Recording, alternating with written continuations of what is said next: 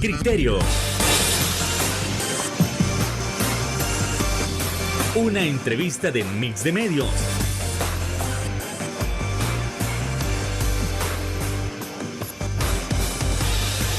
Que aborda frontalmente los problemas de El Salvador con los verdaderos protagonistas y plantea soluciones.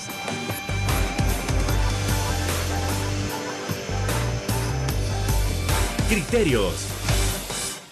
Hola, ¿qué tal? Muy buenas noches tengan todos y cada uno de ustedes. Sean nuevamente bienvenidos a una emisión más de Criterios en un nuevo viernes de análisis político. Como siempre, es un honor, es un verdadero placer contar con ustedes para realizar el análisis respectivo de esos temas importantes que sucedieron, que acontecieron en la semana. Y es que no podemos dejar de lado el caso de Ruth López. ¿Realmente se le está llevando un juicio justo? ¿Realmente es necesario un juicio público? Bueno, eso y más lo estaremos abordando esta noche con nuestros invitados de este viernes. En primer lugar, le damos la bienvenida al analista y economista Juan José Ortiz. ¿Qué tal, José? Buenas noches, un gusto. Buenas noches, Fernando. Un saludo a las personas que nos sintonizan a esta hora, pues, y un saludo también para Marvin.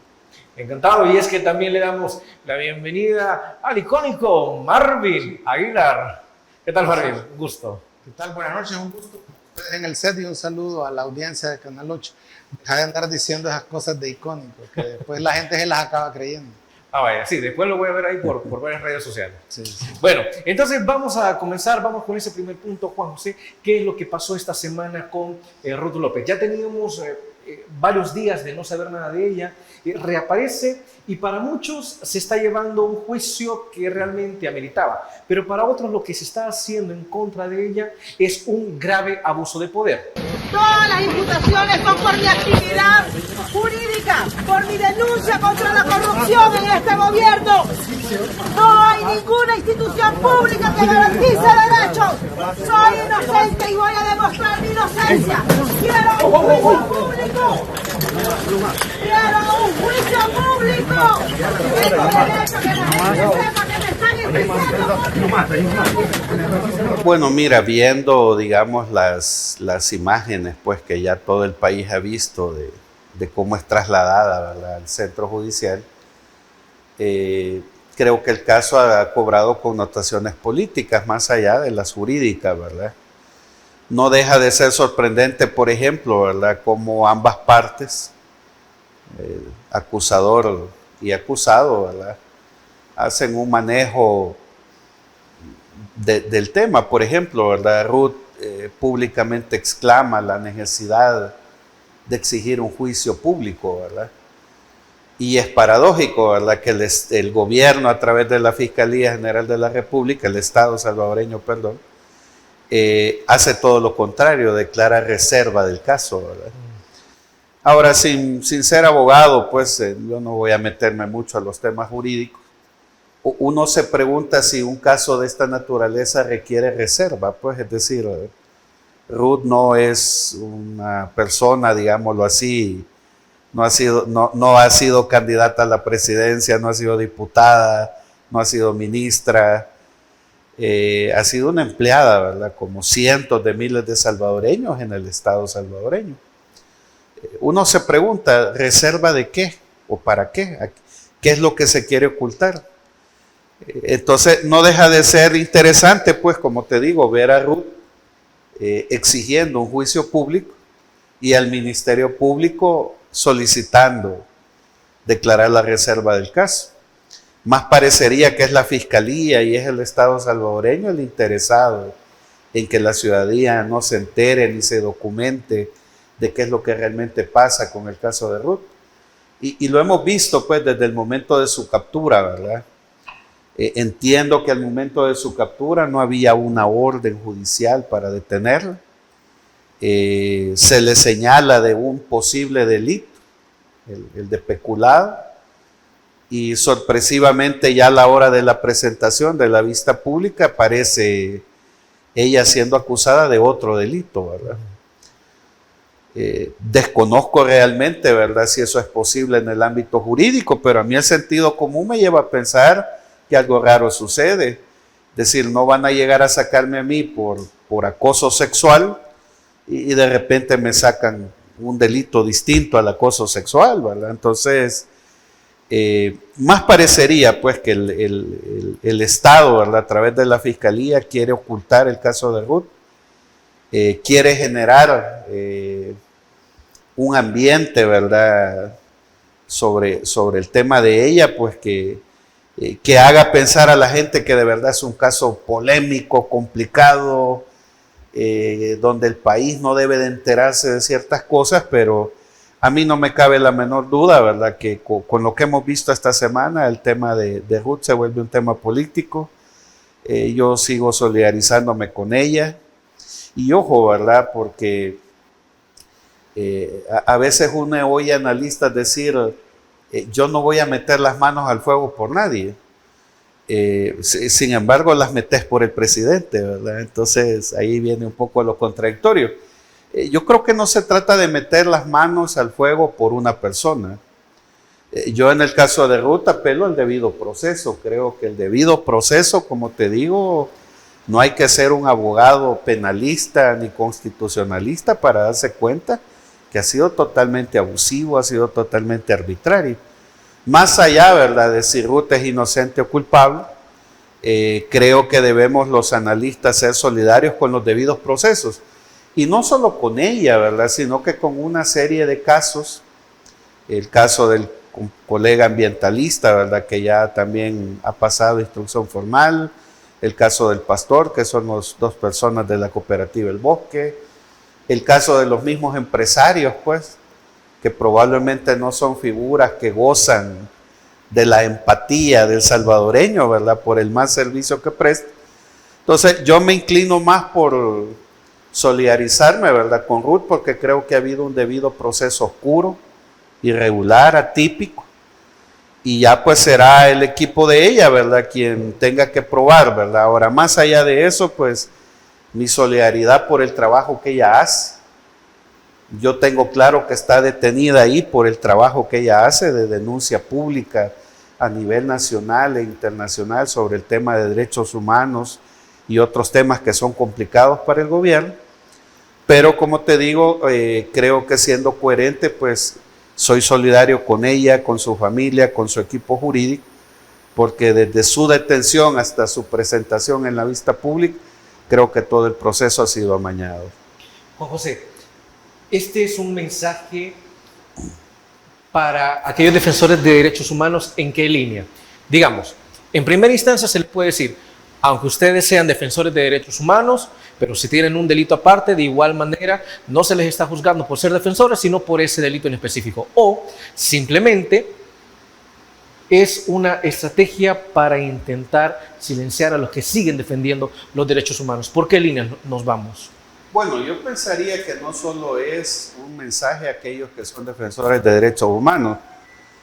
Yo no soy un defensor de derechos humanos, pero de alguna manera creo que el mensaje es para todo aquel que de alguna manera pues denuncia un problema de alcance nacional en el cual puede estar involucrado el gobierno.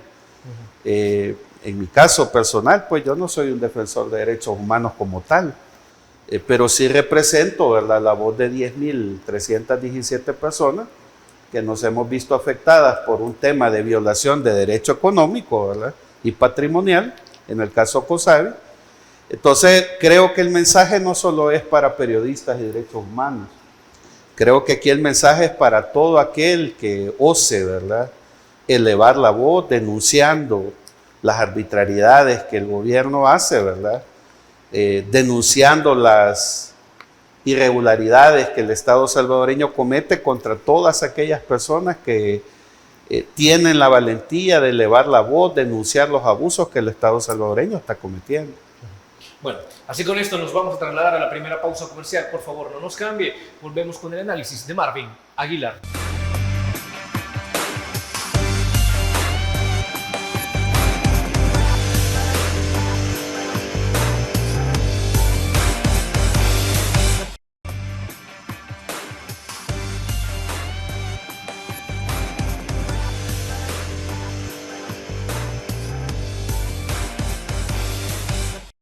Todas las imputaciones son por mi actividad jurídica por mi denuncia contra la corrupción en este gobierno. No hay ninguna institución pública que garantice derechos. Soy inocente y voy a demostrar mi inocencia. Quiero un juicio público.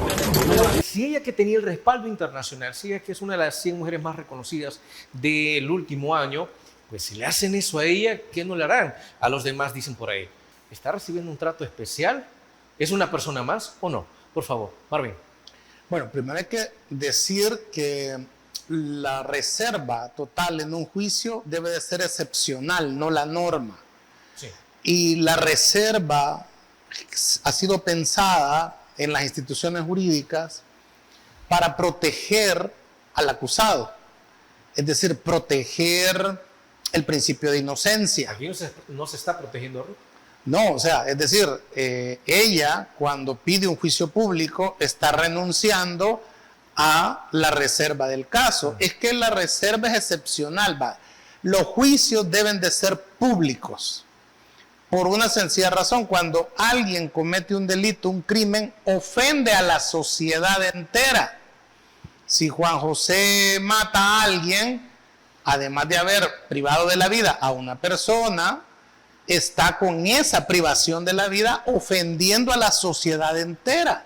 Entonces, por eso la sociedad tiene que saber cómo fue que Juan José mató, si es que mató, a esa persona. Y así estafas, y así defraudaciones al Estado, malversación de fondos. O sea, todo el derecho penal es para resarcir la ofensa que se le hace a la sociedad. Por lo tanto, los juicios deben de ser públicos. La reserva de un juicio es excepcional y se hace, por ejemplo, para proteger al acusado del principio de inocencia, para que no se le condene, digamos, sin el juicio, que diga, es culpable. Ah, miren, porque tiene la cara él tiene el rostro lombrosiano, ¿verdad?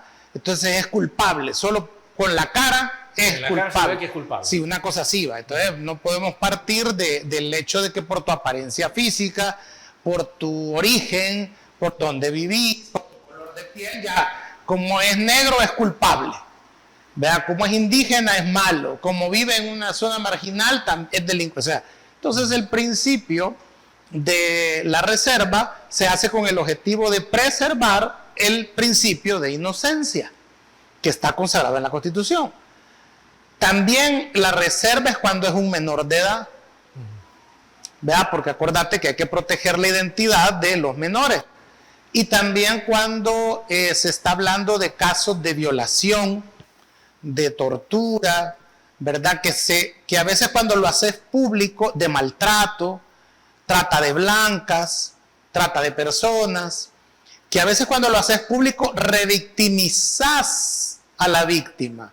Es decir, no por yo hacer público una violación, ¿verdad?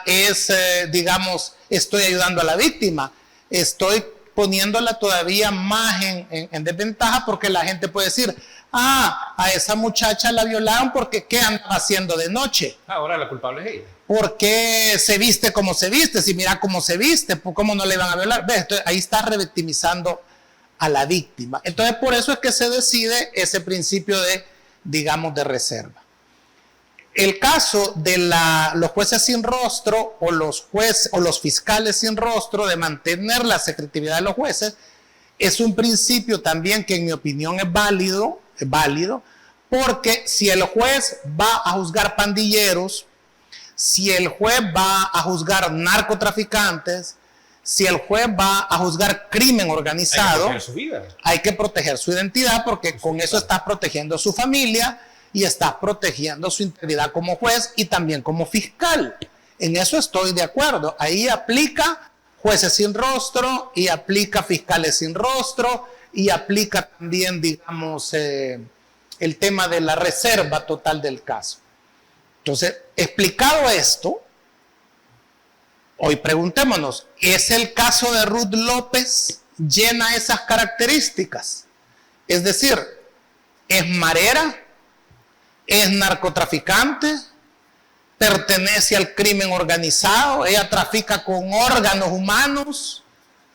O sea, Cristosal, que es la organización a la que ella pertenece, es una banda como la MS-13, es igual al cartel de Jalisco Nueva Generación. Es decir, no, vea, parece ser que no hay ahí el objetivo de tener, digamos, una reserva total del caso o mantener la reserva de los jueces y de los fiscales. En El Salvador es un delito, está prohibido dar a conocer los nombres de los fiscales y los jueces que se tienen dentro del hecho de tener jueces sin rostro, fiscales sin rostro. Es un delito. Entonces, eso está claro en la ley salvadoreña. Lo que nosotros podemos hacer en este espacio es hablar de si es ético o no liberar, digamos, los nombres de las personas, que es lo que se ha puesto en boga. Básicamente, Ruth López debería de tener un juicio público. Ella lo está pidiendo. Legalmente lo puede pedir la fiscalía, lo puede pedir la parte acusada y lo puede decretar el juez. O sea que legalmente la reserva ha cumplido. ¿Y será que le harán caso? Pero lo que sucede es esto, que aquí viene la cuestión ética que te planteaba. ¿Cuándo es ético? ¿Y quién puede liberar los nombres de la jueza y de los fiscales sin rostro? ¿Cuándo es ético? Primero, cuando no tenés instancia para irte a acusar al juez de prevaricato, para irte a acusar al juez de que no es imparcial, de que no hay lugar para que vayas a quejarte de que el juez tiene intereses creados en ese caso, que hay tráfico de influencias, que hay una predisposición, que hay un adelanto de criterio, ¿verdad? Que un juez que es fanático religioso juzgando a una persona que ha abortado. Entonces, cuando no tenés una instancia donde ir y decirle, mire, este juez está cometiendo, vea, una falta de imparcialidad, de objetividad, lo que hace que no sea justo su fallo y el procedimiento, y yo pido que lo quiten, es decir, que se recuse, que él se declare, yo no puedo porque, vea, porque me cae mal la gente que vive en la colonia donde vive el acusado, y yo pues ya no puedo. Y en el caso de los fiscales, ¿a qué instancia vas a quejarte de que, como lo hemos sabido, uno de los fiscales es hijo del jefe del Estado Mayor Presidencial, que es el que cuida al presidente? O sea, se ha criticado aquí, el mismo presidente ordenaba vía Twitter despedir a familiares de funcionarios. Entonces, ¿cómo es que se ordena despedir a los hijos de Lorena Peña que estaban en consulados? Se ordena despedir al hijo de Nidia Díaz que estaba en el Ministerio de Cultura. Y no podemos sospechar que el hijo del jefe del Estado Mayor Presidencial, que es el encargado de cuidar al presidente, vaya a tener la misma calidad de conflicto de intereses que tenían los hijos de Lorena Peña o los hijos de Nidia Díaz. Es decir, ellos sí, yo no. Entonces no aplica así la lógica de la ética. Entonces, si no hay una instancia donde quejarte por el fiscal que está actuando por presiones o está actuando mal, o hay sospecha leve de conflicto de intereses, igual el juez con prevaricato. Y si no hay a dónde irte a quejar, y en El Salvador no existe esa instancia, bueno, es decir, legalmente existe, pero de hecho no te van a hacer caso. Es capaz que hasta vos te meten preso porque te llegas a quejar porque el juez sentís que está cometiendo prevaricato. Entonces, ¿quién puede denunciar eso si no hay una instancia? O vas a una institución internacional, en este caso sería la Corte Interamericana de Derechos Humanos, a quejarte del sistema judicial, pero ya hay muchas quejas ahí donde se ha pedido alertas para los periodistas del Faro, que den medidas cautelares, que se las ordenen al gobierno. Ha ordenado Naciones Unidas, tiene 4 casos, donde ya le va ordenando de 3 casos que liberen a la gente que está presa. Entonces, ¿me comprendes? Es un trámite largo. Entonces, ¿quién puede liberarlo? El medio que lo ha hecho. Si ya no hay instancias en el país donde puedes irte a quejar, un medio, un periódico, un canal de televisión que tenga una tradición de investigación y que aplique la metodología de un reportaje investigativo, puede denunciar a los jueces sin rostro. ¿Qué es lo que ha hecho el diario de hoy? Decir que uno de los fiscales es hijo del jefe del Estado Mayor Presidencial. La pregunta es, ¿eso es verdad o es mentira? Parece ser que es cierto, porque el tuit del presidente amenazando con meter presos a los que den a conocer los nombres de los jueces o los fiscales, lo que hace es confirmarnos que efectivamente el fiscal es hijo del señor que está a cargo de la seguridad, no solo del presidente, de su familia. Entonces, como mínimo, ahí hay conflicto de intereses, como así chiquitillo, ¿verdad? Entonces yo lo que creo es que la liberación de los nombres, además de que en estos momentos, como el caso de ustedes, de COSAVI, se ha sabido tanto a través de redes, que ¿cómo detenés eso? Vea, no me vas a prohibir a mí que lea los posts o las noticias que salen en páginas de Facebook, todo eso.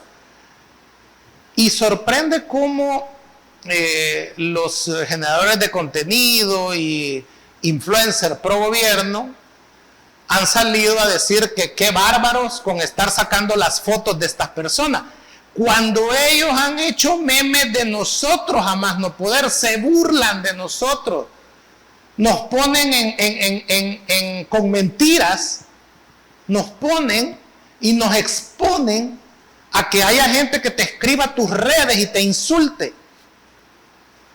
O sea, cuando ellos han exhibido a Manuel Coto, lo han hincado enfrente de todos y después lo han volado por las nubes. O sea, ellos vienen hoy a decir que publicar que el fiscal es hijo del que cuida al presidente no se puede. ¿Y a dónde vamos a quejarnos entonces? Varios youtubers sacaron para la campaña el año pasado que yo había pedido $300 para las familias de los mareros. Eso no fue cierto. Tergiversaron una entrevista que había dado hace 2 años atrás, cuando estaba en el panel de Diálogo 21. ¿A dónde me voy a quejar yo? Porque hicieron toda una campaña en redes ellos, exponiendo mi foto. Incluso Walter Araujo llegó a sacar una foto de un pandillero y una foto mía, preguntando que si éramos hermanos. Un pandillero tatuado, un clásico de los que tienen en el Secor. O sea, ¿a dónde va uno a quejarse? Walter Araujo dijo que yo no era profesional. ¿A dónde me voy a quejar porque Walter mintió diciendo que era mentira, que yo no era profesional? ¿A dónde va uno a quejarse de los ataques que hacen todos los generadores de contenido del gobierno? Y hoy a ellos les molesta que liberes algo que para empezar es cierto. El fiscal es el hijo del jefe del Estado Mayor. Entonces, ¿hay una prohibición en las leyes salvadoreñas? Sí, hay. Es prohibido liberar los nombres de eso. ¿Quién puede hacerlo? ¿Es ético hacerlo? Obviamente es un debate, es un dilema, ¿verdad? Entonces, he tratado de explicar en este segmento que el diario de hoy no ha cometido, ¿verdad?, delito, porque lo hace bajo el rigor del periodismo. Y si no lo dicen los periodistas, si no lo dicen los medios, ¿quién lo va a decir? Más adelante podemos hablar del caso de los ambientalistas de Cabaña, donde un youtuber tuvo que decir que el juez que los estaba juzgando era ex guardia nacional. ¿Cómo es posible que un ex guardia nacional, un cuerpo de seguridad que fue desaparecido por los acuerdos de paz, precisamente por tener escuadrones de la muerte y por ser violador a los derechos humanos, iba a juzgar un caso de gente de izquierda acusada de precisamente cometer un crimen como al estilo de los Escuadrones de la Muerte. Y el juez, sabiendo eso, no se excusó. Tuvo que hacerse la denuncia, un youtuber, para que finalmente la Cámara lo recusara porque efectivamente era Guardia Nacional. Entonces, ¿qué te queda en este país? Al gobierno le conviene que el juicio sea público.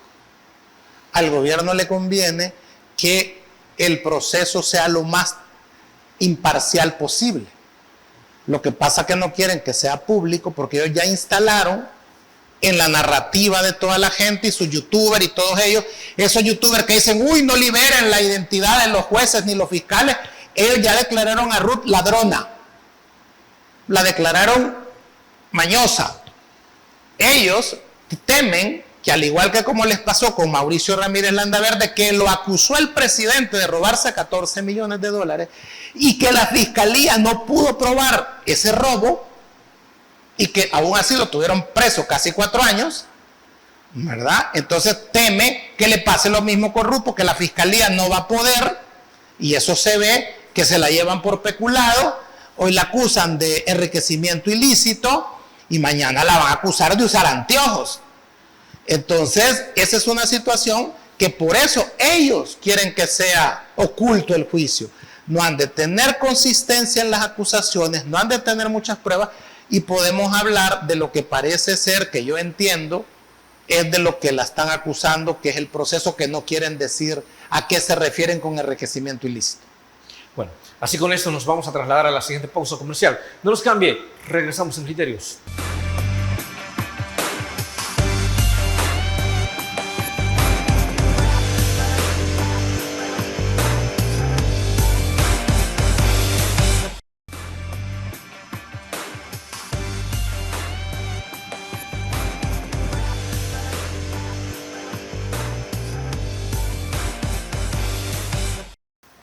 Gracias por continuar con nosotros. Y es que ahora le preguntamos a Juan José si también podría considerar en algún caso si es ético o no que se revele uno de los nombres de los implicados en el caso de Ruth López, específicamente el hijo del jefe de Estado Mayor. ¿Qué tan ético es que él pueda estar en todo este juicio? Por favor. Es que volvemos a lo mismo, ¿verdad? Uno ve cosas contradictorias. Yo pensaría que la que más corre peligro es Ruth, que el juez o el fiscal que la está acusando. Ahora mira, lo que pasa es que esto es parte, de, como dice Marvin, de la narrativa que ya se quiere instalar en el ideario de los salvadoreños, ¿verdad? Por ejemplo, uno mira, y no solo en el caso de Ruth, sino que en otros casos, por ejemplo, ¿verdad? Vemos al gobierno como ha hecho público, ¿verdad?, el tema nuevamente de Norman Quijano. Sí. Pero es sorprendente porque el tema de Norman Quijano, quien lo hace público es el FARO. Es decir, el FARO hace las investigaciones donde se vincula a Norman Quijano con posibles acuerdos con pandillas. Finalmente, pues es acusado, ¿verdad?, sentenciado, pero tú ves el discurso del gobierno, solo es acusando a Norman Quijano. Hoy no dicen que fue el FARO el que hizo esa investigación. ¿Por qué no lo hacen? Porque eso sería reconocer, ¿verdad?, que así como en el caso de Norman Quijano fue el FARO, también ahora fue el FARO quien hace pública los vínculos que tuvo funcionarios del gobierno del FMLN y funcionarios del gobierno actual. Entonces, como te digo, ¿verdad?, creo que todo esto ya es un claro mensaje, ¿verdad? Yo sí comparto contigo que no solo es un mensaje para periodistas y defensores de derechos humanos, ni Marvin ni yo somos ni periodistas, ni abogados, ni defensores de derechos humanos, pero también recibimos ataques por los comentarios o críticas que hacemos a problemas que está enfrentando el país y que el gobierno no los resuelve. Yo personalmente recibo cientos de miles de mensajes insultándome, amenazándome por el tema COSADE. No quiero imaginarme, Marvin, cuántos mensajes recibe también por las opiniones que le emite. Entonces, aquí sí es importante la literatura, ¿verdad? Pocos, fíjate. Te puedo decir algo de 30 mensajes que recibo casi a diario, saludos de la gente. 5 son insultos y cuando quiero ver ya han bloqueado la página. O sea, es gente cobarde, pues. Pero no creas que me insulta.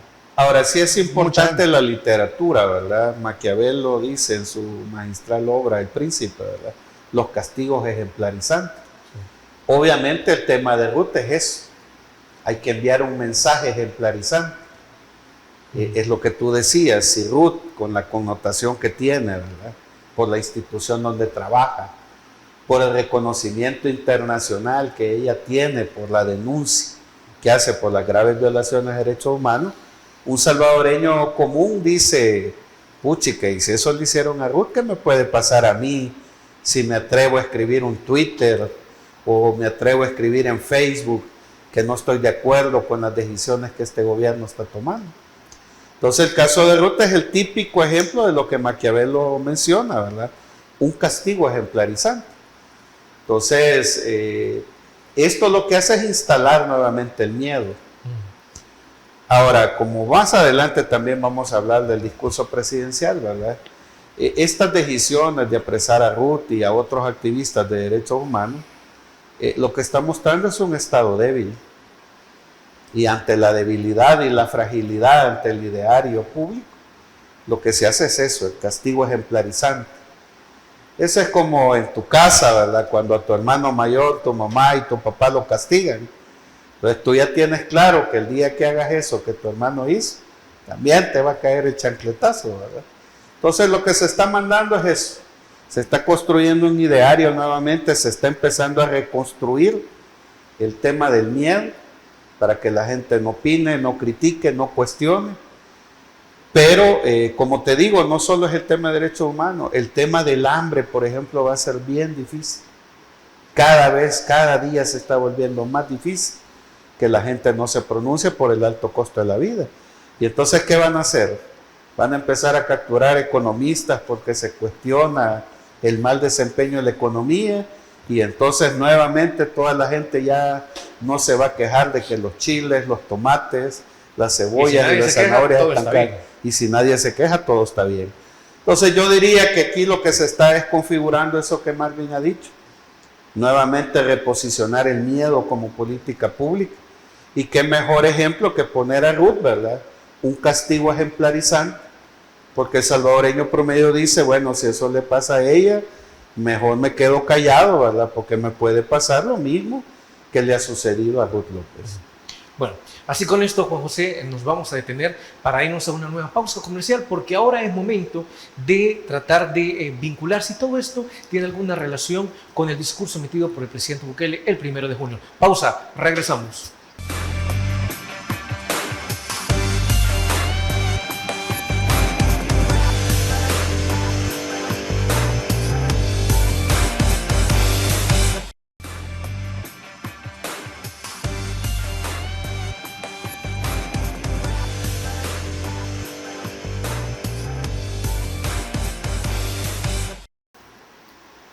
Así como cerramos el bloque anterior, ahora abordamos lo que fue el discurso presidencial. Como tal, hemos analizado diferentes perspectivas, diferentes situaciones, diferentes elementos, pero en sí, en general del discurso, ¿qué es lo que podemos tomar por verídico? ¿A qué se le puede aplaudir? ¿Y qué es lo que puede ser criticable? ¿O qué es lo que puede ser duramente cuestionable? Por favor, Marvin Aguilar. ¿Se esperaba el discurso? ¿Alguna sorpresa? No, en realidad no lo vi. Me pasaron después una especie de resumen de lo más importante. Lo que sucede es que el tema importante para el país es la economía. Y lo dijimos hace una semana, aquí también, que hace un año el presidente dijo que este iba a ser su periodo presidencial para abordar el tema económico. Y habló de medicina amarga, en el sentido que había que hacer sacrificios económicos para tener después una bonanza económica. En este discurso él tenía que hablar de la economía y no tanto de la macroeconomía, que ya el Fondo Monetario Internacional dijo que está bien. Es decir, los ricos siguen siendo ricos y se están haciendo más ricos con los negocios que tienen. Es la macroeconomía. Pero la microeconomía significa que un desayuno que en una cafetería en San Miguel me costaba $2.75, hoy vale $3.25. Que un helado en una sorbetería que valía $3.75, hoy vale $4.20. Bueno, ¿y estos precios, pues? ¿A qué se debe este aumento? ¿Al salario mínimo? Entonces, ¿a qué se debe? Entonces, ¿y cuándo va a parar esto? Hemos sabido que el precio de las verduras, frutas y legumbres en los agromercados es por un subsidio que está recibiendo de $43 millones. 3 millones para hacer las estructuras al Ministerio de Obras Públicas, 10 millones para la tarjeta para pagar, ayudarle con los insumos a los pequeños productores en El Salvador, y 30 millones para comprar a Honduras y a Guatemala lo que se vende barato. Entonces no es que han bajado de precio los tomates, es que el gobierno los está comprando a precio de mercado, como los compra toda la gente de la tiendona o de los mercados municipales del país, y lo está vendiendo más barato. Eso tiene un nombre, se llama subsidio. ¿Eso está bien, y qué bueno que haya un 30% de la gente que usa los agromercados. El otro 70% sigue comprando a precio caro, porque no usan el agromercado. Ahora bien, todos subsidiamos esos 43 millones, porque sale del pago de IVA y del pago de renta. Entonces no hay reactivación de la agricultura, hay subsidio a la agricultura. Entonces él no pudo anunciar en su discurso que está reactivando la agricultura del país, porque no lo está haciendo. No pudo hablar de apoyo a la mediana y pequeña empresa a través de Bandesal o el banco hipotecario, porque lo que han hecho es comprarse los diputados casas con créditos del banco hipotecario y usar el dinero de Bandesal para comprar Bitcoin. O sea, no pudo hablar de eso, que eso, la mediana y pequeña empresa es la que está en las ciudades. Sí. Reactivas el campo para la gente del campo y reactivas las MIPES para las zonas urbanas. No pudo hablar de una política de vivienda.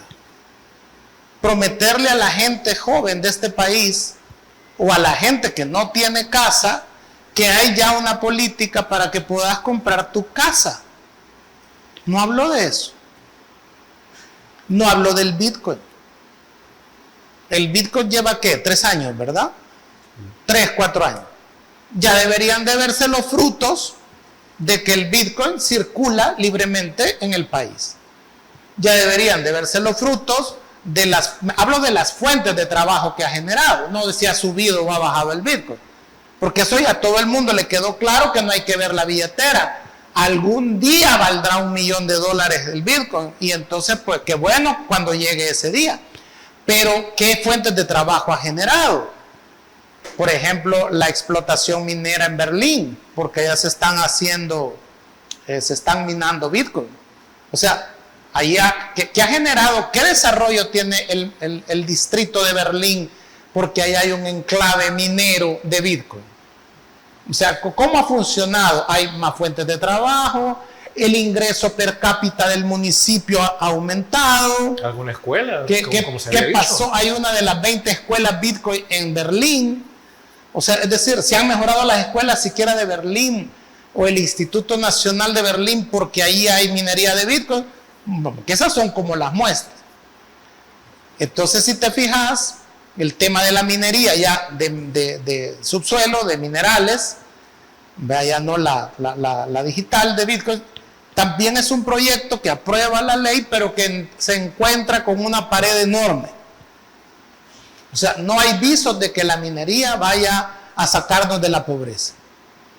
Entonces, para ser el país más seguro de América Latina o del hemisferio occidental, tenemos un problema serio con la inversión. No invierte nadie de afuera y no invierte nadie de adentro. Es decir, más allá de las inversiones que son el mantenimiento de las empresas que ellos tienen. ¿Porque les están perdonando impuestos? Sí, lo que sucede es que el sector construcción, que tiene excepciones de impuestos hasta por 15 años para construir edificios de 35 pisos, Bueno, todavía no se han empezado a construir, hay en proyecto algunas construcciones, pero el problema es que esas viviendas son para cierta élite del país. Entonces el discurso que debió haber sido económico no lo fue. Entonces, si no me vas a hablar de la economía, a mí no me interesa verlo. Lo vamos a leer para saber todo lo que ha pasado. Vea que hasta memes hay de todo eso, ¿no? Pero el discurso debe haber sido económico. Porque eso que te estés quejando, que Arena, que el sí, si la gente ya aprobó, los ha dejado con 2 diputados y con ninguno al otro. La gente ya lo sabe. La cosa es hoy vos qué vas a hacer, porque llevas 6 años. En 6 años ya, ¿verdad? Ya algo tendría que comenzarse a ver. O decirnos, ¿cuándo veremos los brotes verdes? ¿Cuándo veremos la luz al final del túnel? ¿Para cuándo? Y lo otro que yo destacaría del discurso es que en entre líneas nos dijo que no se va a ir de la presidencia. La gente debería de volver a ver el discurso, los 80 minutos, y darse cuenta que en entre líneas dijo que no se va a ir de la presidencia. Cuando menciona de que los mismos de siempre quieren volver a los tiempos, quieren tener el poder otra vez para volver a los tiempos de antes. Son muchas cosas. Él habló de los reyes, habló de los mismos de siempre, que si él se va viene la violencia. Habló de que hay que cuidar lo que tenemos y que nadie sabe lo que tiene hasta que lo ha perdido. Ese es un tuit que Porfirio Chica, un asalariado de él, tiró, ¿verdad?, en el contexto del discurso.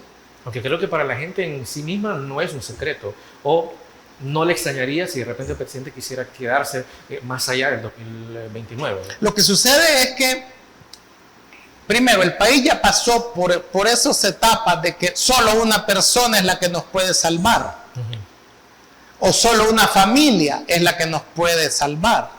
El país ya pasó por eso. Por eso la Constitución de 1823 decía: El Salvador no es patrimonio de ninguna potencia, ni de ninguna persona, ni de ninguna familia. Así decía el artículo de la Constitución, el primero.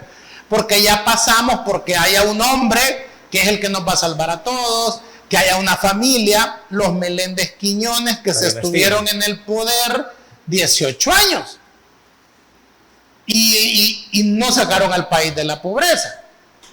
Ya hubo un señor, Maximiliano Hernández Martínez, que estuvo 13 años y que tampoco sacó al país de la pobreza. Entonces, lo preocupante es que él, cuando dice que no se, o sea, nos dicen entre líneas que no se va a ir, vea, bueno, se va a quedar ahí para siempre. Porque esto es como el régimen de excepción, no lo quita porque todavía hay mareros. Entonces, lo va a quitar hasta que desaparezca el último marero. ¿Y cuándo va a desaparecer el último marero? Él sabrá cuándo. Él nos lo va a decir, vaya, ya no hay. Entonces hay que esperar hasta que él lo diga. Como él también en la ley de ONG dice que él va a decidir qué ONG es la que hace política y cuál no.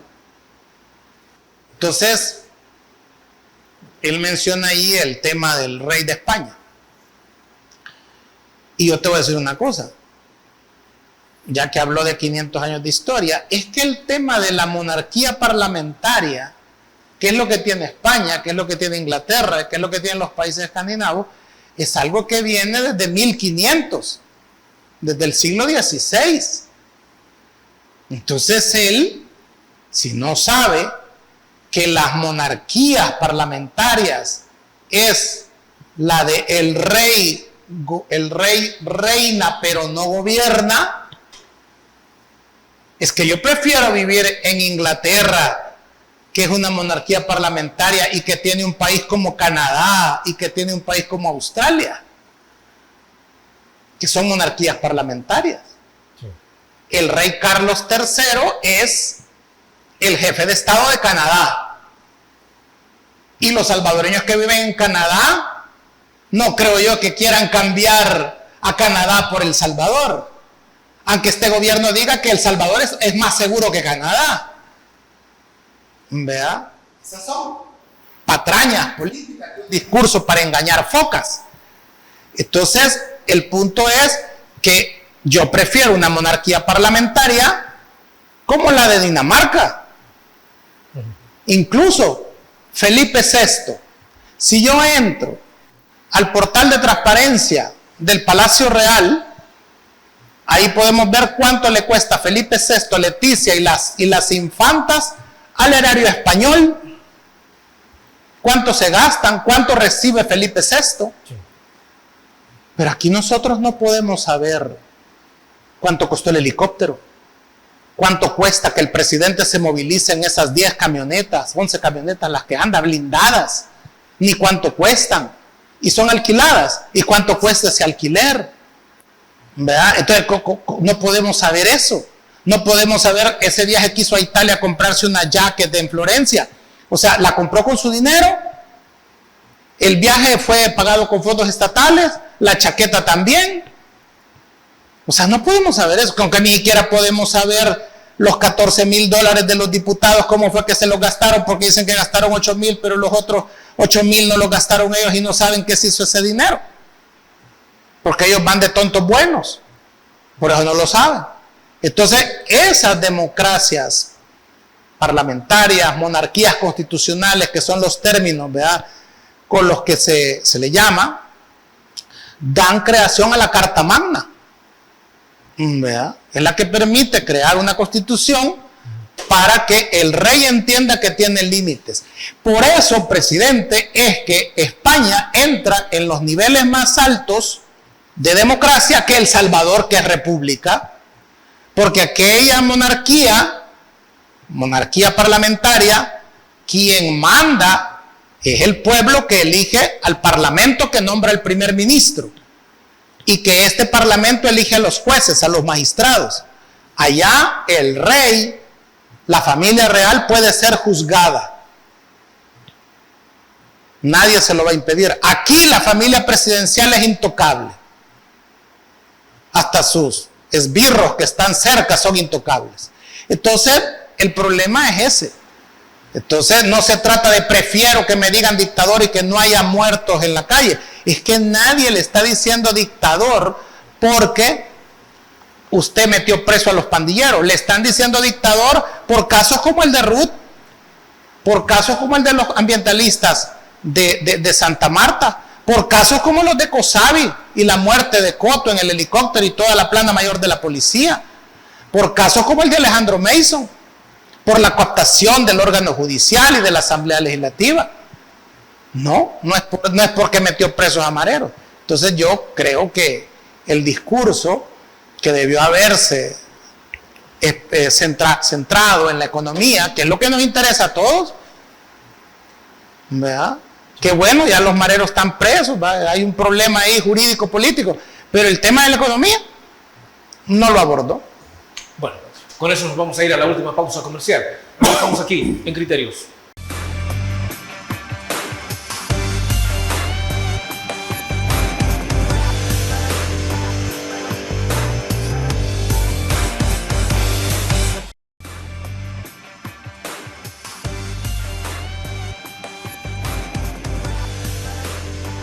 Gracias por continuar con nosotros. Y es que ahora le preguntamos a Juan José si comparte la idea que el discurso menciona, o en el discurso se menciona algo sumamente preocupante, si no se ve una esperanza en cuanto a lo económico, o simplemente nos podemos ir por la idea de, mire, pero si es que los primeros 5 se ocuparon para la seguridad, entonces hay que darle tiempo para que esto florezca.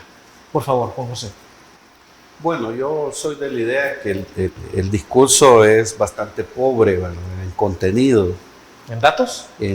No hay sustento político, económico, no hay un sustento, una base estadística para decir que este fue un discurso dado precisamente por un estadista. Y es que, como dice Marvin, el mayor problema hoy ya no es la delincuencia, el mayor problema es la economía. Y probablemente, ¿verdad?, toda la ciudadanía comienza a ver la cadena nacional, y al ver que nuevamente, ¿verdad?, se vuelve a instalar el discurso de la seguridad, probablemente la misma gente se aburrió de verlo, ¿verdad? En mi caso, pues me quedo con un sabor amargo, precisamente por lo que Marvin ha señalado. El año pasado se decía que este era el quinquenio de la reactivación económica. Uno hubiera esperado anuncios en materia económica, pues. Sin embargo, no se hicieron. Ni tan siquiera el salario mínimo se logró promocionar, digámoslo así, como un éxito en materia económica. Lo único que se señaló es que el Fondo Monetario nos evaluó bien. Sin embargo, en un programa anterior, pues aquí con Marvin decíamos, es que si el fondo te evalúa bien es porque estás haciendo malas cosas. O sea, el fondo no te presta dinero porque tenés bien el manejo de las finanzas públicas. Entonces, yo hubiera esperado, por ejemplo, que hablara de los famosos 1.000 millones que ha dicho que le va a inyectar a la economía, que hablara de cuántos empleos se generaron, o de cosas más sencillas como cuál fue el desempeño de la economía en el 2024, y que eso me permitiera a mí como ciudadano decir, bueno, si este fue el desempeño de la economía en el 2024, las proyecciones para el 2025 son estas. Ahora, a veces uno apela al sentido común, es decir, si la economía hubiera funcionado bien en el 2024, así como es este gobierno que le encanta la pompa y la publicidad, hubieran hecho público el informe del desempeño económico. Al día de hoy el Banco Central de Reserva no ha hecho público el desempeño económico 2024. Y eso es sencillo de explicar, porque la economía está mal. Entonces, probablemente, ¿verdad?, se avecinaba el aniversario, era imprudente, digamos, publicar un informe que, lejos de generarme a mí aplausos como siempre se pretende, me iba a generar críticas. Entonces, más allá, creo que el discurso era pobre en su contenido, no se habló de la economía, que es el mayor problema del país, se sigue con el mismo discurso de la seguridad, y como ahora cada vez más, pues porque ya van 6 años, ya no pega el discurso de culpar al FMLN y Arena. Hoy aparecieron nuevos culpables, ¿verdad?, del desastre que hay en el país. Se empieza a culpar a medios de comunicación nacionales e internacionales. Y ahí hay elementos contradictorios, como decía Marvin, ¿verdad? Yo no puedo empezar a acusar a medios internacionales de panflet, pero dándoles también al mismo tiempo el reconocimiento internacional que goza. Por ejemplo, el Economist, ¿verdad?, es un medio de comunicación en Europa muy prestigiado, pues. O algo más político, digámoslo, como haber dicho, mire, a mí no me preocupa que me digan dictador, pero es que si no te preocupan, ¿por qué lo decís? Es decir, sí hay una preocupación mediática en la medida que la gente no está viendo que se están resolviendo sus problemas. Entonces, incluso, ¿verdad?, que hay que ponerle atención a ese mensaje. Dice, me vale que me digan dictador. Bueno, si le vale que le digan dictador, igual le puede valer elegirse 3, 4, 5, 6, 7 veces, ¿verdad? Sí, eso es parte de entre líneas de decir, bueno, me voy a quedar y qué, díganme Así dictador. es. Yo, en mi columna de la prensa gráfica de la próxima semana, escribo un artículo, le he titulado El dictador, 3 lecciones, que es necesaria. Yo sé que el presidente nos ve o me lee, entonces las 3 lecciones que nos deja François Duvalier, presidente, dictador de Haití. Ahora, si lo queremos ver, digamos, desde la cultura del salvadoreño promedio, voy a decir algo, pues, que a lo mejor Marvin no lo comparte. Es que probablemente al salvadoreño promedio le valga que el presidente le digan dictador, que se quiera reelegir 3, 4, 5 veces. El problema es que no está viendo resuelta su situación económica. Y entonces parece ser, como dice Marvin, que mire, si el pueblo ya no está de acuerdo conmigo, igual me vale, ¿verdad? Yo voy a seguir siendo un dictador. Entonces hay que ponerle atención a ese tipo de mensajes, ¿verdad? Porque creo que quizás es lo único rescatable para el análisis político. Ahora, yo sigo sosteniendo que el discurso fue pobre en contenido, no se hacen anuncios importantes, no se habla de la economía, no se reactivan rubros estratégicos de la economía. Se habla del programa, digamos, del último anuncio, que es 2 escuelas por día. Hoy sabemos que muchas de esas escuelas llevan meses siendo intervenidas, ¿verdad? Entonces creo yo que esto cansa, es decir, la gente comenzó a ver el programa, hora y media, hablando de lo que durante 6 años ha pasado hablando. Y es penoso, como dice Marvin, ¿verdad? Los troles o los plumas del gobierno. A veces uno no deja de sorprenderse en los análisis. Aquí hay analistas que dicen que no son 6 años, sino que 4 años. Porque los primeros 2 años el gobierno tuvo una oposición. Es que si vamos con esos análisis ridículos y absurdos, yo puedo decir, no, mire, también desperdició 1 año en la pandemia y pasó 1 año peleándose para meter preso a los mareros, entonces no son 6 años, solo son 2 años. Hay que tener cuidado con esos mensajes demagógicos, porque decir que solo son 4 años es una forma de disfrazar que este quinquenio también es inconstitucional. Entonces yo me quedaría con que la gente se quedó esperando, ¿verdad?, anuncios en materia económica. Veo bien difícil, ¿verdad?, por la situación económica del país, que este vaya a ser el quinquenio de la reactivación de la economía. Bueno, con eso nos quedamos aquí en Criterios. No nos vamos sin agradecerles a nuestros invitados. Marvin Aguilar, ha sido un placer, caballero. Siempre un gusto estar con ustedes en Canal 8. Juan José Ortiz, un gustazo. Gracias por la invitación y bueno, pues el saludo a quienes nos acompañaron esta noche, ¿verdad? Desde luego. Amigos y amigas televidentes, gracias por habernos sintonizado una vez más. Recuerden que el criterio más importante en todo aspecto lo tienen ustedes. Descansen. Feliz noche. Criterio. Una entrevista de Mix de Medios.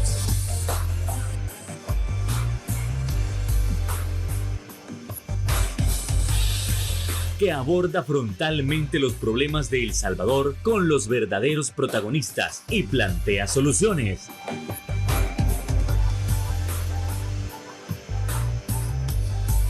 Criterios.